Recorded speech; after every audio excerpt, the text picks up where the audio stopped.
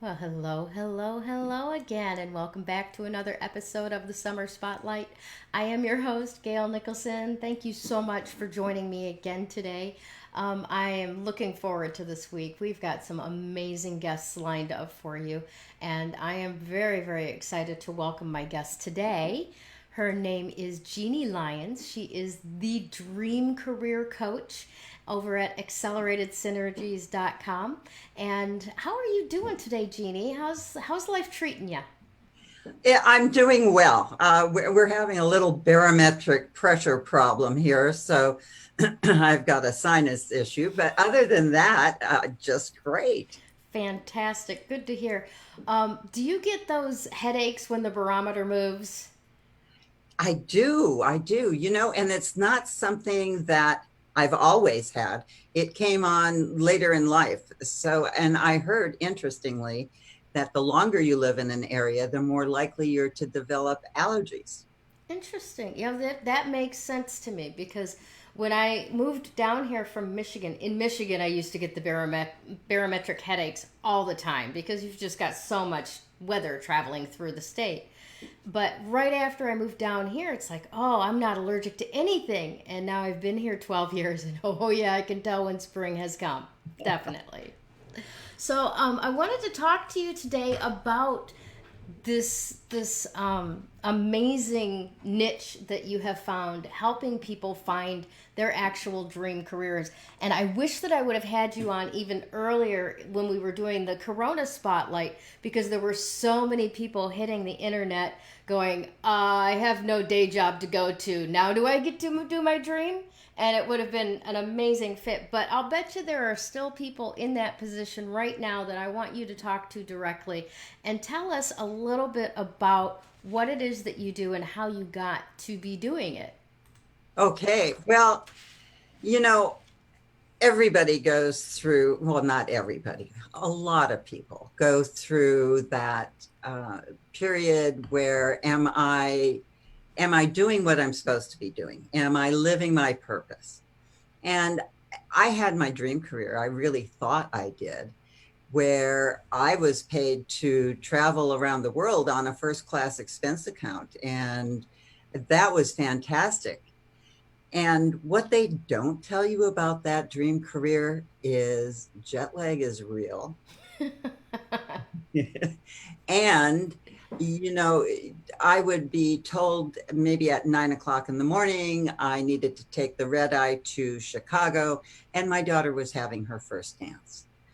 So there's so many trade offs. And quite honestly, I realized that I wasn't meeting the needs of me and my family. My values were so out of alignment. And luckily, it doesn't seem to be a good thing at the time. Mhm. Uh, they brought in a new head of the division. Mhm. And of course, he wanted to bring his own people in and he wanted to sweep clean. And I was one of the ones in that dustpan. And it turned out to be the very best thing. Of course, you don't see that at the time. Right. And that gave me some time to really dig deep and find out, you know, what do I really want to do? What's my purpose? Ah, what a great word. Purpose. Now, what's the difference between purpose and passion? Okay, so passion is of to me, this is what I work with on my clients. Passion's a feeling. So Okay. my purpose is to support my passions. Now, my purpose right now, and I think forevermore, is to help people get that dream career. And it's become my passion. So when people tell you, what's your passion? Go follow your passion. My passion happens to be the performing arts. I mean, I go to great lengths to attend the ballet or the opera. I'm on the boards of these organizations. Will I ever be able to become a dancer or a singer? I wish, and not.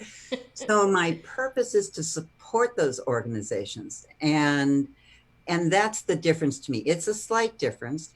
And very often you can get both purpose and passion. And look at your purpose first. That's what I tell people. What's your purpose? What really drives you? And then work your passions around that. Nice. Very nice. I wondered if you were going to allude to it or not, because the root word of the word passion is suffering, right? It's the things that you're willing to suffer for, right? Whether it's working, 3 days in order to earn enough money for that ticket to France. You know what I'm saying? It's the things that you're willing to suffer for. But you've helped me see that there is a very distinct difference. For example, my passion may be Barry Manilow, but my purpose is a professional audience member, right? Right. Right? It's my role to play in that grand scheme of things. That's awesome stuff. I love it. Now, when people are considering going and following their passions and finding their purpose and how they fit into the world of that, what do you find are the biggest obstacles that they come up against? Well, the biggest obstacle that I see is that, and I know you've talked about this in another episode, is finding their why. The why is really important. And like you said, one of your indulgent whys is front row Barry Manilow tickets. Mm-hmm. And that's fantastic. So once you find your why, then it's easier to find your what. And, it's simple, actually. And I developed a course called the ABCs of Confident Career Change. Mm-hmm. It's simple. I simplified it so that it's like a child learning the ABCs. And it's not easy because you do need to dig deep. And if you're not willing to dig deep, you'll go from that frying pan into the fire. Mm-hmm. So it's not just, it depends on what you're working toward.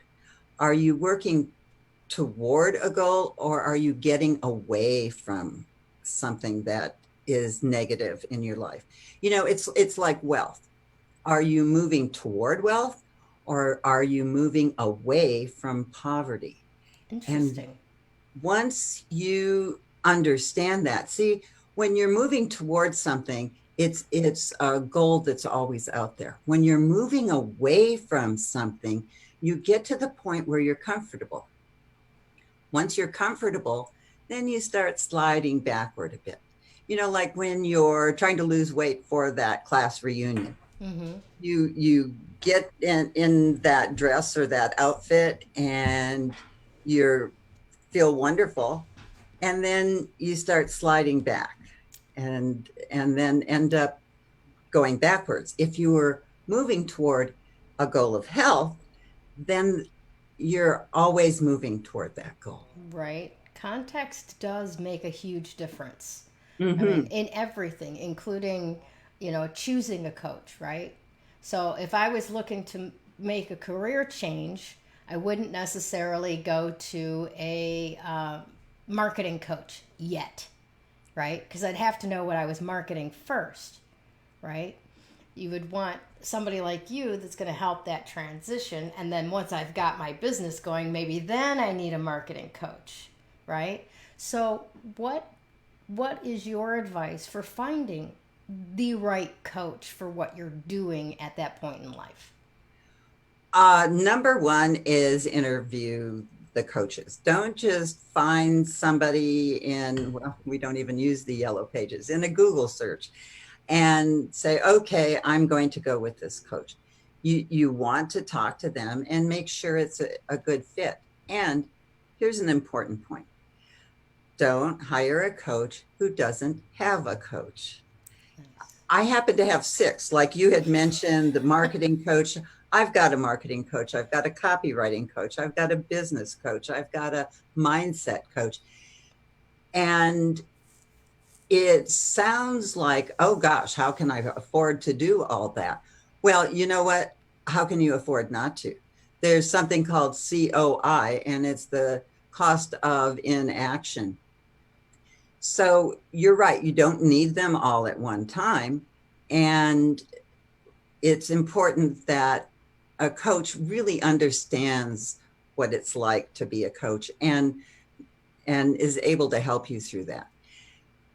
A lot of people, will ask their friends or join a Facebook group and say, oh, I don't know what I want to do. And so if it's a popular post, they may get 10 answers. Well, on my group, it's like if you were going to a gala and you wanted to have a beautiful outfit and 10 of your friends gave you something to wear, and you can how that would turn out, I right? would hope it's a masquerade ball. I found the cutest picture to put on my business page with this little girl all dressed up. So you need to, it's like choosing a doctor. You go and you find who you resonate with, who you think is Yeah. good, and then stick with them. Because if you're bouncing back and forth from one to the next, you're really going to get 10 different pieces of advice, and you're going to maintain the confused state. And we don't want that. Right. So find somebody, interview them, find somebody, and stick with them for a while. My coaching packages are a minimum of 3 months, because it's going to take that long to be able to dig deep and go forward. I would imagine so, especially if your client is in a situation like you were in, where you were suddenly let go from a job that, yeah, there were costs and trade-offs, but it was fulfilling certain parts of your life, right? And it's a sudden shift. There's grief to be had in Most that and experienced, so it does take a little bit of time. Um, Now, do you find grief to be like a problem with the people that you coach? Or if not, what is the biggest problem that you find with your clients? well, the biggest problem I would say would be fear, and grief definitely plays a huge part in it. So in ABCs, Y is for you and I is for identity. So when you lose that job, so many of us tie ourselves to the identity. It's our ego. And what do you say when you go to the cocktail party and someone says, well, what do you do? Right? We are judged by what we do, aren't we? Exactly. So you're grieving a part of yourself that was that identity. And for 10, 20, gosh, years. And now you need to find out, who are you? And so we do dig into that. And one of the things I do, I have a very scientific background. So I have, was brought up in, you do 1, 2, 3, 4, and get the result of 5. And then when I had the advantage of being able to really do a deep dive, I found out that there are more holistic ways to look at things. So one of the first things I do with my clients is to get rid of that old baggage, the anger, sadness, fear, and guilt, Mm-hmm. so that they can move forward. And it just helps that grief process so much. It sounds like it. It sounds like a lot. Now, do you also help people like start a business if that's what they want to do, no matter where their purpose may be, whether it's working for another company or starting a business on their own? You work with both types? Yes, because if that's their dream career, and depending on what we find out, what their why is, maybe it's better for them to have their own business if autonomy and independence and freedom are important to them. So we do take a look at that. And the one thing actually that I do that I think is different than a lot of coaches is, depending on what your end result is, sometimes you may be better off just staying where you are. Interesting. Have you had clients that was the case for? Yes, yes. And, it depends on how much longer you have to work. Do you have 20 years left? Are you planning on retiring in 2 years? And maybe what you want to look at is in 2 years, when you retire from maybe a corporate or traditional job, Mm-hmm. then you might want to start a business, do some consulting. Uh, we have so many transferable skills that we don't even know. Yeah. And it's really helpful to get a coach that can sit you down and look at how those skills transfer into something different that you didn't even maybe know existed. Yep, that's so true. I'm smiling because I'm remembering this old story about a woman who was a housewife taking care of children for 20 years and then empty nesting, and she's like, I want to get a job, but I don't have any skills. And her friend sat her down and went, nope, logistics, blah blah blah, all of these things that just, if you put them in a different wording or a different context, they are extremely transferable skills. If you can run a household for 20 years, you can run a business. That's the, in my opinion, that's the point of marriage. It's a business merger of two lives for the success of the whole, the family, the corporation, the body, so to speak.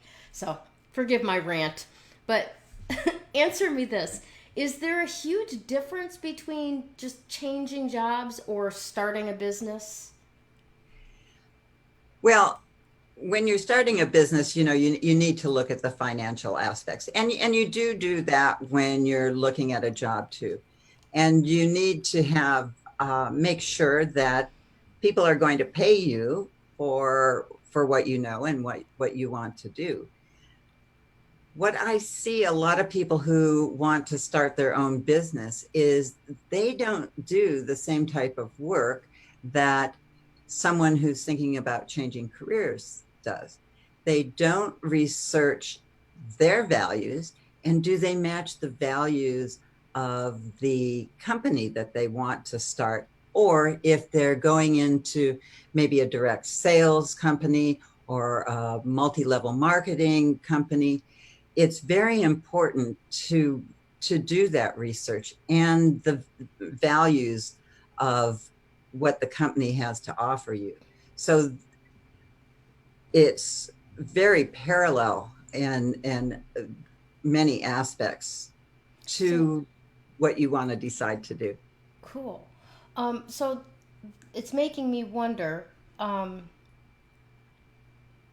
values. What do you mean by values? Now, I'm assuming that you mean, for example, that your values are, I want to be there at my daughter's first dance recital, and the company's values are, no, we need you there, not there.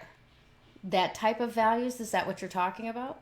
Yes, there are like 6 core value areas in your life. Career is one, financial, spirituality, self-development, education, relationships, family, and health. Mm-hmm. And so I take my clients through a process where they just, spew forth everything that's important to them, say in their career Mm-hmm. or with their family. And then I have them narrow it down to 5, because the values are beliefs that drive our behavior. Mm-hmm. And it's usually the top 5 that do that. And I'll be totally honest with you. This is not something I'm proud of, but my career value was ahead of my family value at the time. Mm-hmm. I was making good money, and I thought, oh, the money is going to offer my children these advantages. Mm-hmm. So that was outweighing that. And uh, I was out of balance, terrifically out of balance. So you want to not have a flat tire on your values wheel. You want to be able to have balance with all of them, or something's going to suffer. And even though I've gotten rid of a lot of my anger, sadness, fear, and guilt, I Mm-hmm. still have a tad of guilt about that. Yeah. Yeah, I think as moms, there are always going to be things where I made a choice. It was the right choice at the time, and I wish it hadn't had to go that way. Mm-hmm. Yeah, Yes. yeah, yeah. I have that with my girls too. you know, at one point I was working a job for a moving and storage company, and during the summer, you're there from sunup to sundown.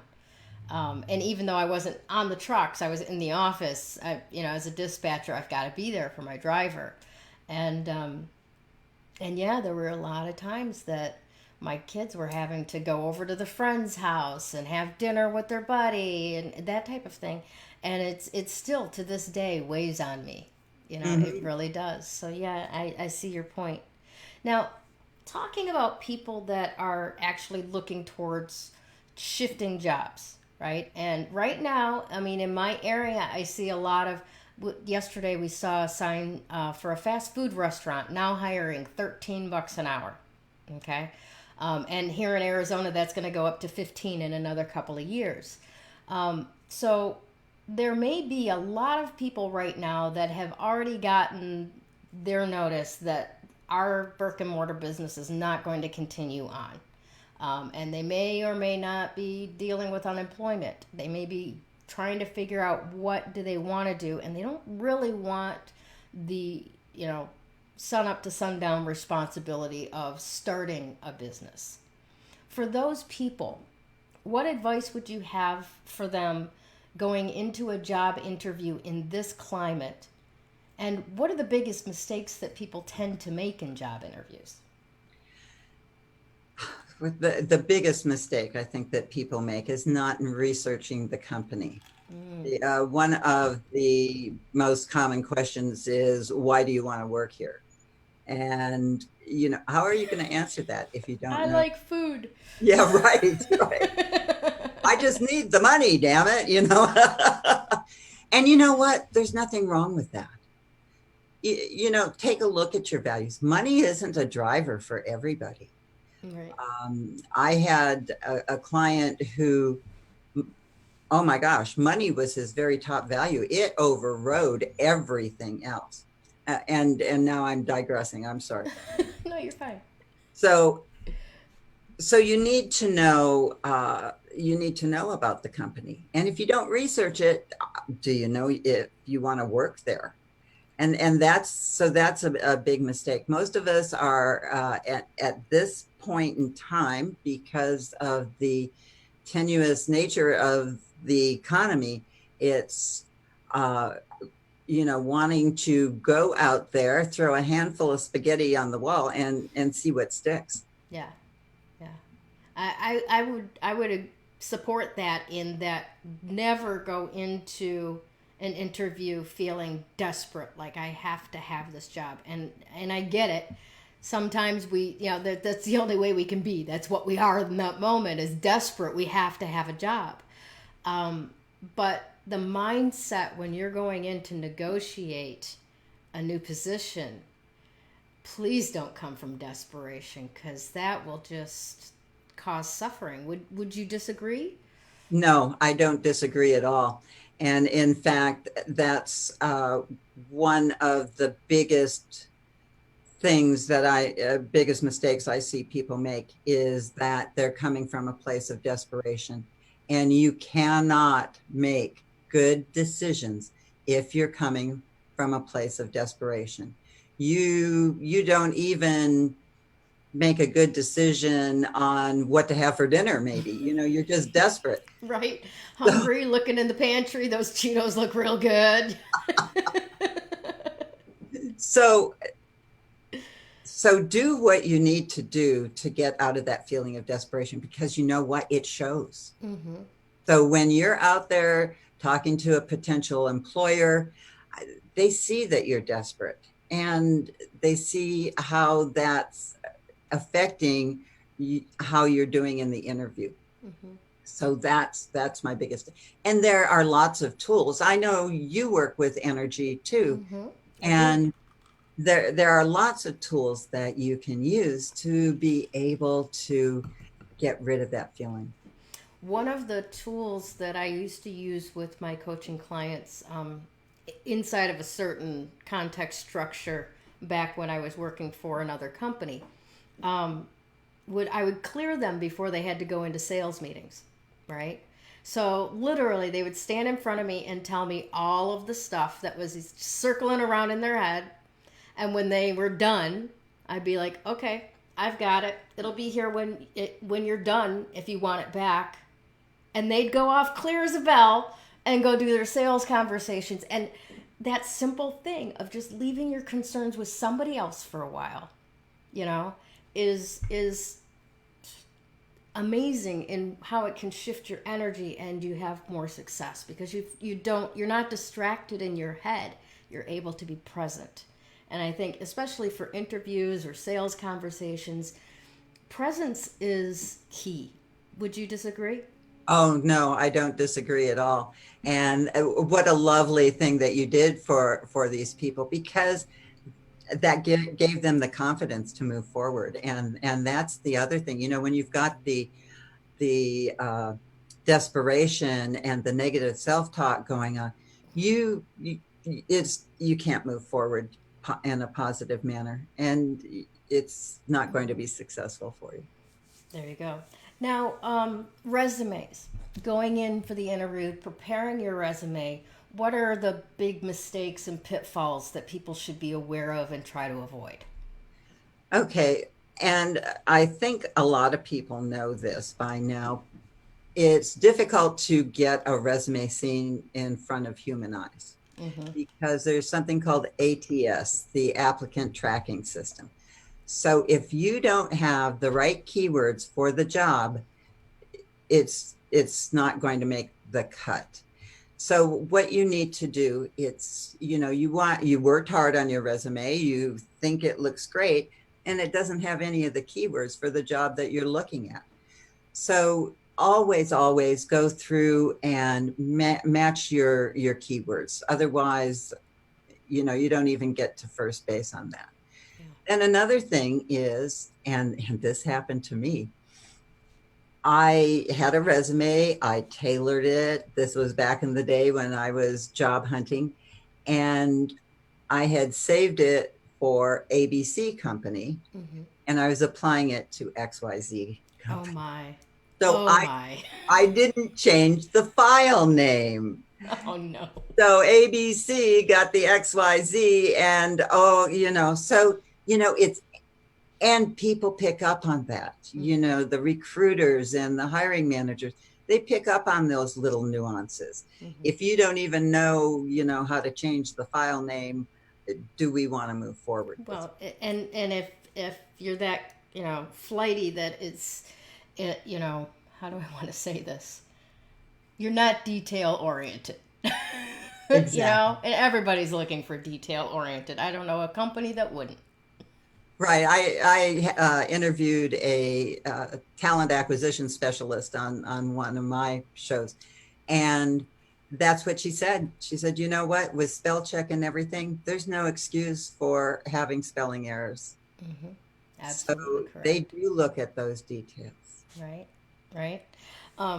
The last time I had to use a resume, as a mom and a homemaker, and I've been married a couple of times, so I've had a sporadic work history. And even when I was married, I was only kind of allowed to volunteer, so to speak. But there's skills in volunteering. There's a lot of good skills to be had in volunteering. So my resume was like 2 pages long. And I went to a friend who was actually helping me get this job, and he looked at my resume and he X'd out like everything except for like 3 things, brought it all down to one sheet, and I went for the interview and I gave him the resume and they went, oh, okay, thanks, and put it aside because they were just, so there's a lot to be said for, I would say, engaging your network of people, because in my experience, having a person introducing you to a person in the company is 1,000 times easier to get the job than going through those TAS systems, even if you have the right keywords. What do you think? You are so right. And there is a statistic, and 80% of jobs are gotten by networking and not by sending your resume in. You know, so you want to network, you want to build your network, and it may be a little more challenging right now because, you know, we're not able a lot of times to meet in person. However, the Zoom meetings can be great because I am in a group, and for instance, I think that's how I met you. It is. Right. And I go to meetings in Austin, Texas, and Seattle, and even the greater Boston area. So take advantage of those. And you know, if you're an introvert, uh, just sit there quietly until you start to get the confidence that you need. Most people are really want to be helpful. And yes, so important. And I've heard this, well, probably 90% of the jobs I've ever gotten have been through networks and being recommended by someone who works there. Yep. Yep. So definitely connect with the people that you haven't talked to in at least 2 years. You know, Right. I'm just throwing this out there for our viewers. Just take a couple of hours and go through your phone list and just call up and say hi to people you haven't talked to for years. That'll make it a whole lot easier that when you find somebody that's, you know, has a connection that you need, that you can pick up the phone and talk to them too. You know, Yes, yes. that 400-pound phone. And you know, one caveat when if you're networking for a job is romance them a little bit. Okay, don't just say, "Hey, I'm looking for a job. Will you help me?" Or "I need to have a informational interview with you." Romance them a little bit. That's great Say, "Oh, I advice. liked what you have on your profile, and how interesting you've worked with this company for so long." So yes, there's an art to it. And then once you do get the informational interview, follow up. Yes. Oh, yes. And what do you think, especially in this electronic age, of handwritten thank you notes? You know, I've talked to some hiring managers that said that doesn't make a difference to me. And I've talked to others that said, oh, yes, it's a nice touch. So, what have you got to lose? Take the few minutes, write the note, send it off, because it's better to do that than not. Yeah. Excellent, excellent stuff. Now, is this really the best time to start a business? You know, about a month ago, I would have said it's an excellent time. And we don't know what the government's going to do moving forward. But when this whole pandemic started, there was a lot of support from like the Small Business Association and the PPP and for small businesses. And yes, it was an excellent time to start a business. So I think we're still on the cusp now. And my recommendation is start it as a side gig if you can. You know, if you have nothing, if your industry has collapsed, then you can put more time into it. If not, you know, start doing it as a side gig, and I think that you can move forward, and you might be able to still get some support. Awesome, awesome. Good to hear. Now, do you have any final thoughts for our viewers today? I really appreciate all of the great advice that you've given. Well, my advice is it's never too late to start. You know, there's that joke going around about where do you see yourself in 5 years? And certainly in 2015, nobody saw this coming. Right? And you know what? We don't know what's going to happen in the next 5 years. But if we don't think about it, we're going to be in the same place. And is this where you want to be in the next 5 years? So right now is the best time to start being prepared. You know, I see so many businesses closing down, and for instance, hair salons. You know, they had their own business, they were independent, and they're just being devastated right now. Now is the best time to be able to dig deep and see what else you can do and what your transferable skills are. Mm-hmm. And then you'll be prepared. You know, I always had a resume when I was working. Mm-hmm. Because you never know what might come up. You know, that new broom might come and sweep you out the door, mm-hmm. and then you're blindsided. So always be prepared. Excellent. Thank you so much for your time today and all of the great advice that you've offered. I know that you're offering to our viewers that they can go to your website, acceleratedsynergies.com, and pick up their Confident Career Change Checklist. So I encourage all of you viewers, please do that right now. Go to acceleratedsynergies.com and download that checklist. And then reach out to Jeanne if you're in that position where you're not quite sure if you want to get a new job or if you want to start a business, because she will help you figure out what is most aligned with your passion and purpose. Again, thank you so much for being here today, Jeanne. Oh, it was a pleasure. And thank you for having me, Gayle. I enjoyed this. Awesome. All right, Facebook, take care, and we'll see you soon. When you open yourself up to actual energy work, makes that recovery progress so much faster. That recovery is possible. You do not have to live as a victim until your last days. You have unbelievable strength, and I know that because you're still here. Do you want to create something completely unrecognizable with your life? I can show you how.